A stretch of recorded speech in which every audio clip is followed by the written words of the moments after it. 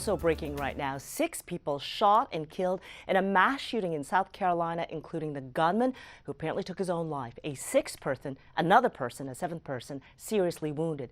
Now a man who says he's the father of the gunman has identified the shooter as former NFL defensive back Phillip Adams. The father saying that his son shot those people, killing them before taking his own life. Investigators tell us that the victims include a prominent doctor in Rock Hill, South Carolina, that doctor's wife, their 2 grandchildren, and another man who was working at the house that doctor had apparently treated the NFL player earlier. President